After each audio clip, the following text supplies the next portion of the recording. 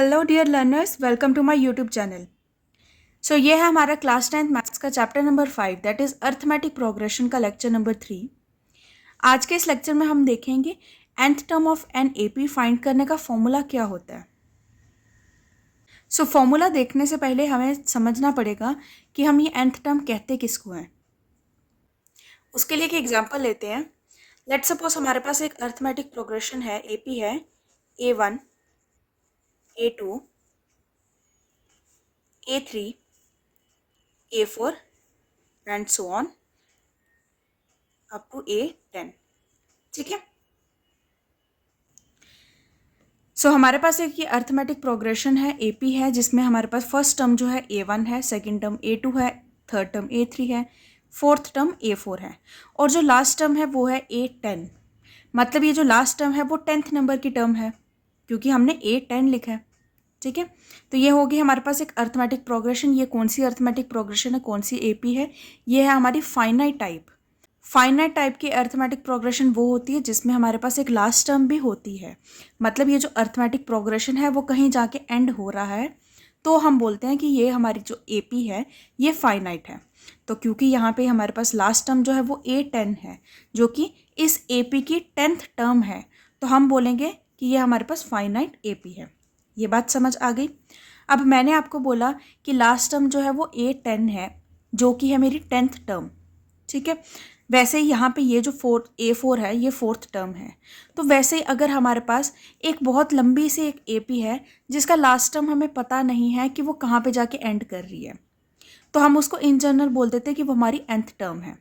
जैसे ये जो हमारे पास अर्थमेटिक प्रोग्रेशन है, इसमें तो हमारे पास 10 टर्म थी और मैंने A10 लिख दिया, इसीलिए आपको पता चल रहा है कि ये हमारी 10th टर्म है। वही अगर मैं यहाँ पे 10 ना लिख के कोई नंबर लिख देती तो आपको नहीं ना पता चलता कि ये आपकी ये वाला जो नंबर होगा ये कौन सी पोजीशन पर आ रहा है, कौन से नंबर पर आ रहा है, फर्स्ट नंबर पर आ रहा है, सेकंड पे आ रहा है, फिफ्थ पे आ रहा है, किस पे आ रहा है।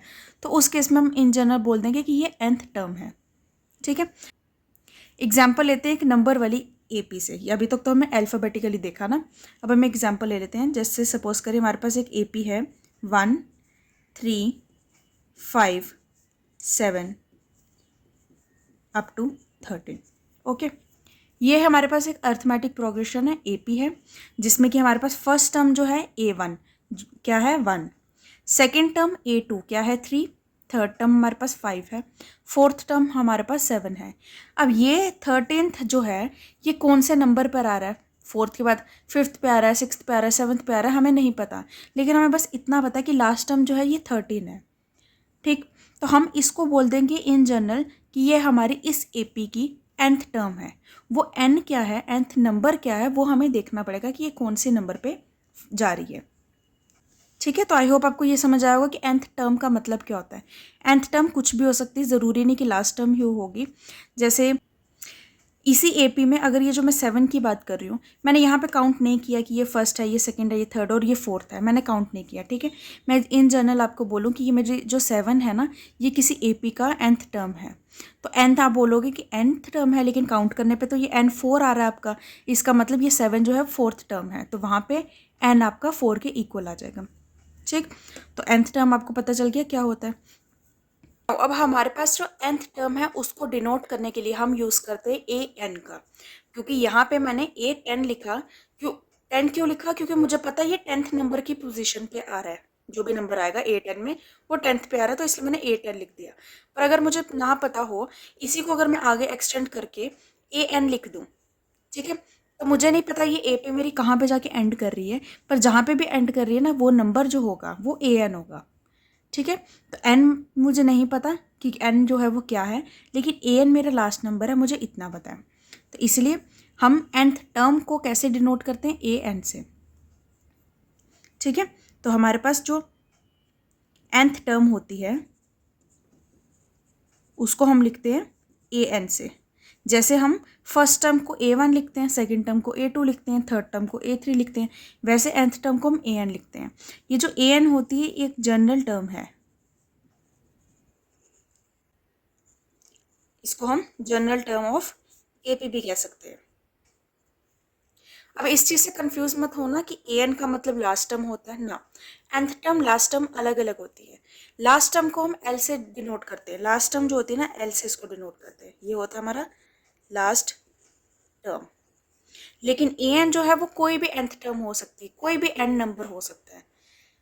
अब जब हम कुछ एग्जाम्पल्स करेंगे तब आपको और क्लियर हो जाएगा कि ए एन का क्या मतलब होता है। लेकिन पहले हम समझते हैं कि इसका फॉर्मूला क्या होता है, फॉर्मूला आता कैसे है, हम ए एन को फाइंड कैसे करते हैं, मतलब nth टर्म को कैसे फाइंड करते हैं। हमारे पास ए पी है A1, A2, A3, A4 and AN। हमने अपने एक्सरसाइज 5.1 में कुछ क्वेश्चंस किए थे जहाँ पे हमारे पास A1 और D गिवन था, हमें उसकी AP फाइंड करनी थी, AP बनानी थी। तो हम कैसे बनाते थे, हम यही करते थे ना कि हमें फर्स्ट टर्म पता है, हमें D पता है, तो हम A1 को D से प्लस करते थे तो हमें A2 मिल जाता था। फिर इस A2 में D को प्लस करते थे तो A3 मिल जाता था। फिर A3 में D प्लस करते थे A4 मिल जाता था। ऐसे ही करते थे। इसको मैं एक बार लिखती हूँ कि अगर मुझे A2 फाइंड करना है तो मैं कैसे करती हूँ, A1 प्लस D करके, जहाँ पे D आपको पता है कॉमन डिफरेंस होता है। सिमिलरली अगर मुझे A3 फाइंड करना है तो A3 मैं कैसे करूँगी, A2 प्लस D करके। अब अगर मैं इस A2 की जगह पर A1 प्लस D ही लिख दूँ तो क्या आएगा, A2 मैंने अभी फाइंड किया ना A1 प्लस D, तो मैं एक काम करती हूँ इसी में लिख देती हूँ A1 प्लस D, इसको ब्रैकेट ओपन करेंगे, A1 प्लस D और D प्लस हो जाएगा, 2D आ जाएगा।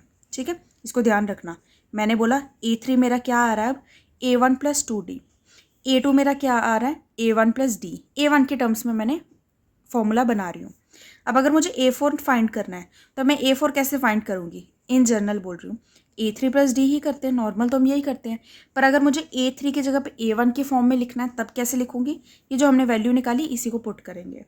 तो A3 मेरा A1 प्लस 2D है, यहाँ पे A3 की जगह मैं A1 प्लस 2D लिख देती हूँ प्लस D, तो क्या आ जाएगा A1 plus 2D plus D that is 3D। तो A4 मेरा आ रहा है A1 प्लस 3D। अब पैटर्न समझो, जब मैं बात कर रही हूँ A2 की तब मेरा फॉर्मूला क्या आ रहा है, A1 प्लस D। A3 की जब बात कर रही हूँ तब क्या आ रहा है, A1 प्लस 2D। A4 जब बोल रही हूँ तो A1 प्लस 3D आ रहा है। क्या इसमें कॉमन आ रहा है, A1 तीनों में है, D तीनों में है, लेकिन जब मेरे को सेकेंड टर्म निकालनी है तब मेरा D के साथ क्या है, 1 है। जब मुझे थर्ड टर्म निकालनी है तब मेरा D के साथ क्या है, 2 है। जब मुझे फोर्थ टर्म निकालनी है तब मेरा D के साथ क्या लगा है, 3 लगा है। मतलब जो नंबर की टर्म निकालनी है उससे एक कम लग रहा है D के साथ मल्टीप्लाई में। A1 तो सबके साथ कॉमन है और बीच में है प्लस। तो इसलिए अगर मुझे इन जनरल कोई भी nth टर्म निकालनी होगी, nth टर्म कुछ भी टर्म हो सकती है, लास्ट टर्म को nth टर्म ही नहीं कहते, कोई भी nth टर्म निकालनी है तो उसका फॉर्मूला क्या बनेगा, A1 तो रहेगा प्लस अगर मुझे nth टर्म निकालनी है तो D के साथ क्या लगा होगा, n-1 लगा होगा, एक कम लगा होगा, इंटू D। जैसे फोर्थ टर्म निकालनी थी तो D के साथ क्या लगा था, 4 में एक कम लगा था दैट इज़ 3 लगा था साथ में। वैसे जब मुझे n निकालना है, nth टर्म का वैल्यू निकालनी है तो D के साथ क्या लगा होना चाहिए, n से एक कम, मतलब n-1 इंटू D, और A1 तो रहेगा। तो बन गया फॉर्मूला। यही फॉर्मूला होता है कि आपको इन जनरल कोई भी टर्म की वैल्यू निकालनी है, उस टर्म की वैल्यू निकालनी है तो फॉर्मूला होता है A1 plus n-1 into D। ये हो गया nth टर्म का। अब nth टर्म लास्ट टर्म नहीं होती, उसके लिए मैं आपको अपनी ही पुरानी जो एग्जाम्पल हमने देखी थी 1, 3, 5 वाली, उसमें आपको समझाती हूँ। मेरे पास AP है 1, 3, 5, 7, फिर डैश डैश डैश करके 13। अब इसमें मुझे नहीं पता कि ये AP जो है उसमें 13 किस पोजीशन पर आ रहा है, कौन से नंबर पर आ रहा है, नहीं पता। मुझे बस इतना पता है कि फर्स्ट टर्म में A1 है, सेकंड मेरी 3 है, थर्ड टर्म मेरी 5 है, फोर्थ टर्म मेरी 7 है। ठीक है, इससे ज़्यादा मुझे कुछ नहीं पता। अगर मैं आपको पूछूं कि मुझे यहाँ पे बताइए कि इस AP में सिक्स्थ टर्म क्या होगी, ठीक है, मैंने आपको पूछा कि मुझे A6 फाइंड करना है, सिक्स्थ टर्म फाइंड करनी है। ठीक, तो आप काउंट करके नहीं फाइंड करोगे, कैसे फाइंड करोगे, A6 है ना, A6 को कैसे निकालेंगे हम, जब मुझे A पता है, मुझे D पता है, D कैसे पता है, 3-1 करेंगे 2 आएगा। वापस चेक कर लेते हैं, 5-3 करेंगे तब भी 2 आएगा, मतलब D मेरा 2 है, A1 मेरा क्या है, 1 है।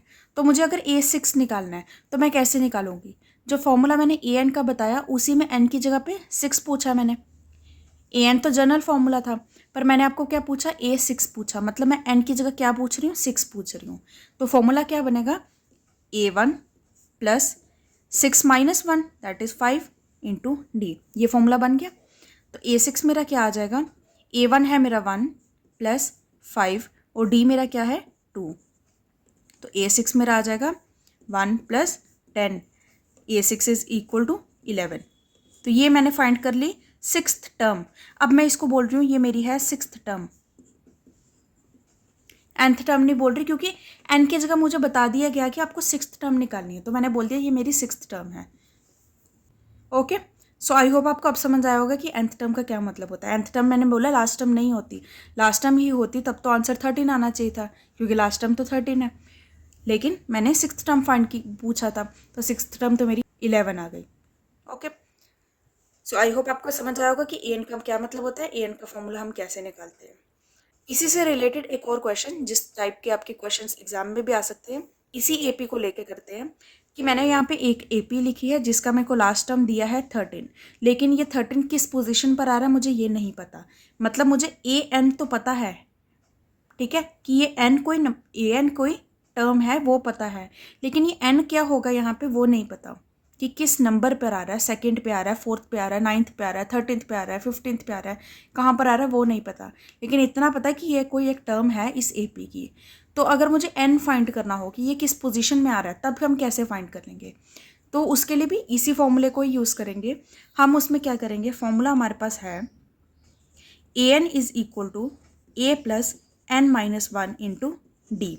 अब ध्यान से देखो, आपको ए एन वाली टर्म पता है कि ये किसी नंबर पर आ रही है, टर्म क्या है 13, तो मुझे यहाँ पे ए एन की जगह 13 पता है, ए वन की जगह पे 1 पता है, डी की जगह पे 2 पता है, लेकिन मुझे एन नहीं पता कि ये कौन सी पोजीशन पर आ रही है, कौन सी जगह पर आ रही है। तो हम इसी फॉर्मूले से एन को भी फाइंड कर लेंगे। हमारे पास ए एन है 13 is equal to 1 plus n minus 1 into 2। So 13 minus 1 ये वाला इधर चला गया, इज इक्वल टू मल्टीप्लाई कर लेंगे 2n minus 2। So 2n is equal to 13 minus 1 12, 12 plus 2, ये वाला 2 इधर चला जाएगा। So n is equal to 14/2 that is 7। तो इसका मतलब ये जो 13 है ये इस एपी में 7th पोजीशन पर आ रहा है, तो n मैंने फाइंड कर लिया 7th। तो अब मैं कह सकती हूँ कि मेरा जो A7 है वो है 13, मतलब 7th टर्म है मेरी।